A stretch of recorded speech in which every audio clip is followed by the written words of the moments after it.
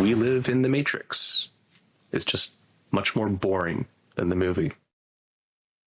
The whistleblower who says he stumbled upon a top-secret UFO program collecting UFO images and videos from classified military servers is revealing some of what he saw for the very first time. In an interview with investigative journalist Jeremy Corbell on his Weaponized podcast, former U.S. National Security official Matthew Brown describes but does not provide several videos that he says were gathered by the program called Immaculate Constellation. Brown claims that one video in particular stood out to him. He says he saw video of a UFO that looked like a large disc flying over what appears to be an ocean. He says it looked playful, that it was flying between the clouds and appeared startled at one point, as if it knew it had been caught on video. What do you mean it looked startled? What does that mean? You know, it's just looking at an area over the ocean is what it appears. And this thing just comes trundling along from, like underneath the cloud cover, comes up. And then right when it's like almost center frame, it scoots off to the side and like tries to get out of, like it comes into it and going, oops, somebody spotted me. I can get out of here. Exactly. It was visibly, that's the feeling it had. Brown says he doesn't know what that UFO is, whether it is actually a UFO or one of our own or one of our adversaries or just something not of this world. So yes, we still don't know what these UFOs are or where they come from. But at the end of the podcast, Brown proposed his own theory. He claimed the government knows and is hiding it from the public, leaving, quote, normal people behind. Think they live here? Yes. For all intents and purposes? Yes. Always? I don't know about always, but it certainly appears that they have been here for most of recorded history. I think they're both just as powerful as we think, but also less. And I think there is not a single they here. Certainly multiple factions of the same species, if not multiple species.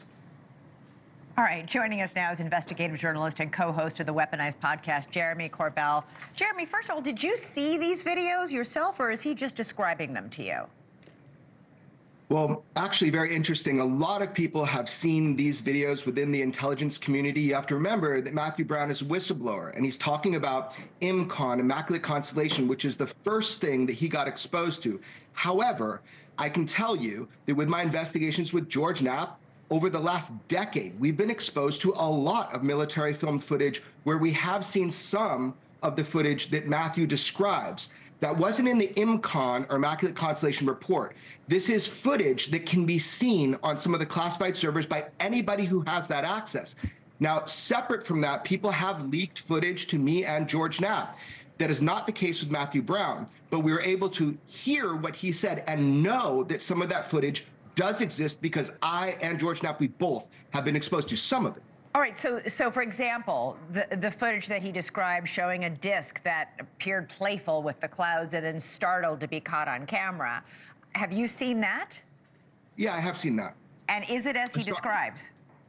It is. I've seen it a long time ago, way before I ever met Matthew, and that is a piece of footage that within the intelligence community, if they have access to the servers, is kind of famous at this point. Now, does that get out to the public? Remember, this is something where, as journalists, we can't solicit, but over the years, as I said, George Knapp and I have been exposed to a whole lot of footage, most of which we've never deemed able to put out for security reasons. You know, we've seen so many of these videos where we're not really sure what we're looking at, but he claims to you that the government knows exactly what we're looking at and is just not telling us.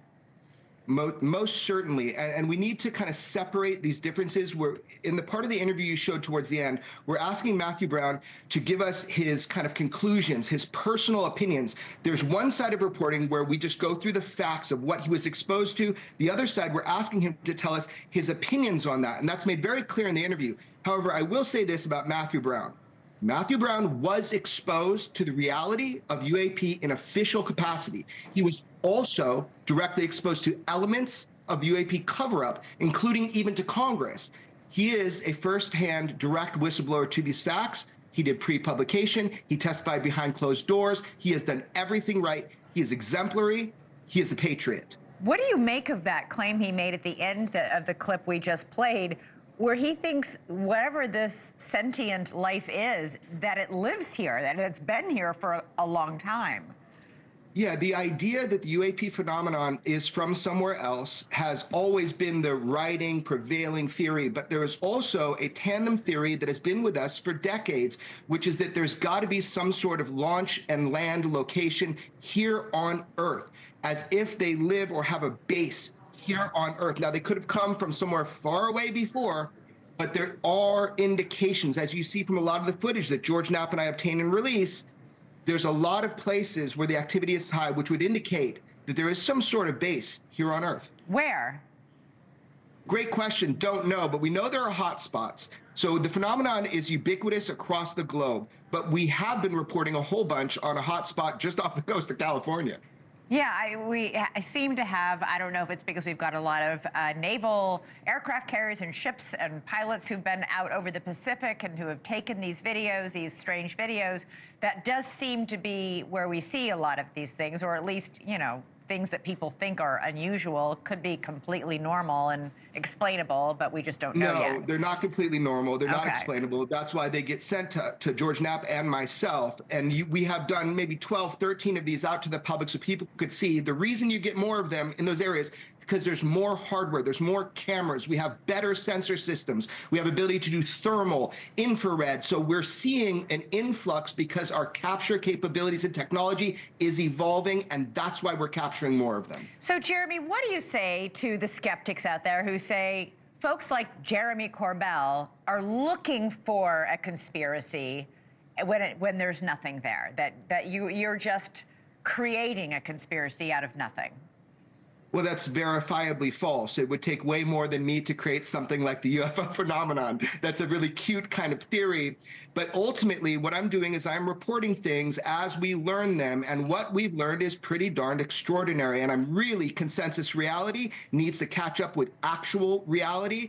That's the aim here. We're in a data-rich environment. We can't have a data-poor perspective. Absolutely. Jeremy Corbell, great to have you on as always. Thank you. This release was the start. There's more coming. Okay. We look forward to having you back on to talk about it. Thanks, Jeremy. Thank you for watching. Subscribe below and download our NewsNation app right now on your phone, and you will get fact-based, unbiased news for all Americans.